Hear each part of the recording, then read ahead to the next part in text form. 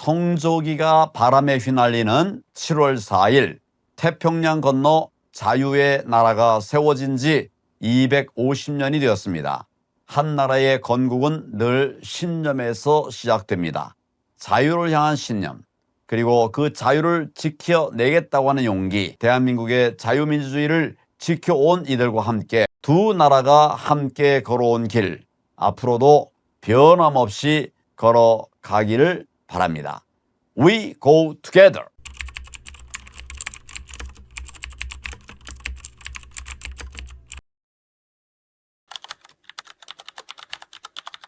오늘은 좀 다른 주제로 얘기를 해보려 합니다. 전 자유와 혁신을 지지하는 사람입니다. 하지만 이번 영상은 자유와 혁신을 지지하거나 찬양하려는 영상이 아닙니다. 황교안 대표님을 영웅으로 만들려는 영상도 아닙니다. 사람들은 말합니다. 왜 의석도 없는 당을 지지하느냐고. 질문에 대해 참으로 많이 고민을 했던 것 같습니다. 하지만 그 질문에 대한 답은 의외로 간단했습니다. 정치는 힘만으로 평가하는 것이 아닙니다. 정치는 같은 방향을 바라보는 사람을 평가하는 것입니다. 그리고 지지하는 정당의 일관성을 보고 평가하는 것입니다. 오늘 저는 이 이야기를 한번 해보려고 합니다. 중간에 채널을 끄고 싶어질 수도 있습니다. 그래도 시간 되시면 끝까지 들어봐 주시길 부탁드리겠습니다. 많은 사람들의 질문은 하나입니다. 의석도 없는데 왜 황교안 대표를 지지합니까? 라고. 이 질문은 합리적으로 들립니다. 정치는 결국 힘이 있어야 하는 것 아니냐고 묻습니다. 맞습니다. 정치는 현실입니다. 의석이 있어야 법을 바꿀 수 있고, 의석이 있어야 예산을 움직일 수 있고, 의석이 있어야 또 목소리가 힘을 갖습니다. 저도 그렇게 배웠습니다. 그렇게 알고 있었습니다. 그래서 저도 처음에는 같은 의문을 가졌습니다. 의석도 없는 사람을 지지해서 뭐가 바뀌냐고. 그런데 시간이 지나면서 국민의힘을 지켜보면서 생각이 조금씩 바뀌기 시작했습니다. 사람들은 묻습니다. 의석도 없는데 왜 황교안을 지지하느냐고. 저는 이렇게 되묻고 싶습니다.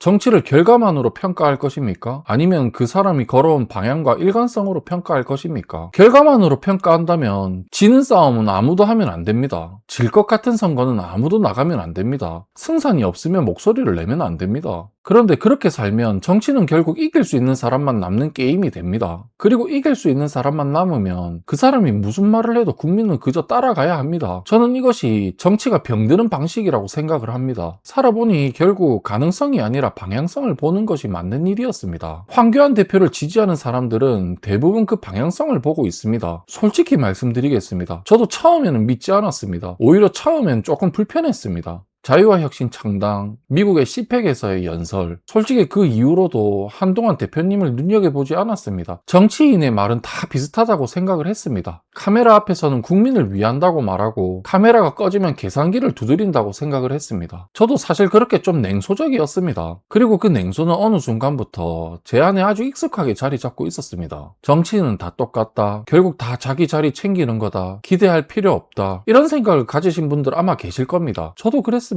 그런데 그 냉소가 조금씩 흔들리기 시작한 계기가 있었습니다. 시간이 지나며 저는 대표님의 행보를 계속 지켜보게 되었습니다. 의도한 건 아니었습니다. 그냥 뉴스나 유튜브에서 계속 나왔습니다. 미국 방문, 부정선거 문제 제기, 그리고 꾸준한 활동들, 집회를 나가서 인터뷰를 하고 또 집회를 나가서 연설을 하고 한 번이 아니고 계속 그렇게 하고 계시더라고요. 저는 처음에 이것도 그냥 정치활동의 일환이라고 생각을 했습니다. 선거철에 얼굴 비추는 것과 비슷하다고 생각을 했습니다. 그런데 이상한 점이 있었습니다. 선거철이 아닐 때도 대표님은 같은 이야기를 하고 있었습니다. 카메라가 많이 붙지 않을 때도 나가시고 지지율이 오르지 않을 때도 같은 주장을 반복했습니다. 한 번의 발언이라면 정치쇼라고 넘길 수 있습니다. 두 번이라면 우연이라고 생각할 수 있습니다. 하지만 계속되는 행동은 더 이상 쇼라고 부르기 어렵습니다. 그것이 방향입니다. 그리고 저는 그 방향이 흔들리지 않는다는 것을 지켜보면서 알게 되었습니다. 선생님들께 묻고 싶습니다. 정치에서 가장 중요한 것이 무엇입니까? 힘입니까? 아니면 방향입니까? 힘은 나중에 생길 수도 있습니다. 하지만 방향을 잃으면 힘은 아무 의미가 없습니다. 역사를 보십시오. 힘을 가졌지만 방향을 잃었던 정치 세력이 얼마나 많았습니까? 의석이 많았지만 국민의 신뢰를 잃는 순간 그 의석은 숫자에 불과합니다. 반대로 의석이 없어도 방향이 분명한 사람이 있습니다. 그 사람의 말 한마디가 의석 100석을 가진 정당의 말보다 더 국민의 마음에 남을 때가 있습니다. 왜입니까? 국민은 숫자를 믿는 것이 아니라 진심을 믿기 때문입니다. 의석이 없어도 방향이 있는 사람이 있습니다. 의석이 많아도 방향을 잃은 정당이 있습니다. 선생님들은 어느 쪽을 신뢰하시겠습니까? 숫자입니까? 진심입니까? 가능성입니까? 일관성입니까? 저는 이 질문 앞에서 오래 고민했습니다. 그리고 답을 내렸습니다. 제가 국민의힘에 실망했던 이유를 말씀드리겠습니다. 제가 본 국민의힘은 이슈가 있을 때만 움직였습니다. 계속 가지 않았습니다. 계산이 먼저였습니다. 국민이 분노할 때 목소리를 냈고 여론이 가라앉으면 또 조용해졌습니다. 지지율이 오를 때는 목소리를 높였고 지지율이 떨어질 때는 침묵했습니다. 이것이 제가 느낀 국민의힘의 패턴이었습니다. 저는 이런 모습을 보면서 신뢰라는 것이 어떻게 무너지는지를 배웠습니다. 신뢰는 한 번의 큰 배신으로 무너지지 않습니다. 신뢰는 수많은 작은 침묵으로 무너집니다. 국민이 물었을 때 대답하지 않았고 국민이 화났을 때 눈치를 보고 국민이 잊었을 때 슬그머니 넘어가는 것, 그것이 반복되면 신뢰는 서서히 바닥을 드러냅니다. 반면 황교안 대표는 어땠습니까? 처음부터 같은 이야기를 하고 있었습니다. 여론이 뜨거울 때도 식었을 때도 카메라가 있을 때도 없을 때도 지지율이 오를 때도 떨어질 때도 같은 이야기를 계속하고 있었습니다. 저는 이 지점에서 국민의힘에 대한 실망과 황교안 대표의 신뢰가 갈라지기 시작했다고 느꼈습니다. 큰 정당이 계산으로 움직이는 모습을 볼 때마다 저는 작은 목소리가 계산 없이 걷는 모습을 떠올렸습니다. 그리고 그 대비가 점점 뚜렷해졌습니다. 누군가는 이렇게 말할 것입니다. 그래도 작은 정당 아니냐? 현실적으로 안 되는 거 아니냐? 표만 바라보는 거 아니냐? 저는 이런 분들에게 다시 묻고 싶습니다. 작다고 안 하는 것이 맞습니까? 삼성은 1938년 삼성상해로 시작했습니다. 작은 정미소, 작은 무역상이었습니다. 현대는 현대공업사로 시작을 했습니다. 작은 자동차 수리 공장이었습니다. 지금의 삼성, 지금의 현대만 보고 저렇게 큰 회사가 원래 저랬겠지라고 생각하면 안 됩니다. 처음에는 다 작았습니다. 처음엔 다 보잘것 없었습니다. 큰 회사만 다니려고 기다리다가 아무것도 안 하는 사람이 있습니다. 그리고 지금 할 수 있는 것을 하는 사람이 있습니다. 결국 성장하는 것은 후자입니다. 정치도 다르지 않다고 생각을 합니다. 큰 정당에 줄을 서야만 정치를 하는 것이 아닙니다. 지금 작더라도 옳다고 믿는 방향으로 걷는 것, 그것이 시작입니다. 작은 정당이라서 안 하는 것이 아니라 작은 정당이어도 하는 겁니다. 그냥 하는 겁니다. 왜? 옳기 때문에 그냥 하는 겁니다. 그리고 저는 그 하는 것을 그냥 지지하기로 했습니다. 의석이 없다고 목소리까지 없는 것은 아닙니다. 의석이 없다고 방향까지 없는 것은 아닙니다. 여기서 저는 결론을 말씀드리겠습니다. 제가 황교안 대표를 지지하는 이유는 당선 가능성 때문이 아닙니다. 의석 때문도 아닙니다. 황교안 대표라는 사람을 보면 첫 번째 일관성입니다. 계속 같은 말을 하고 있었습니다. 바람이 불어도 방향을 바꾸지 않았습니다. 둘째, 정치적 손해를 감수한 선택입니다.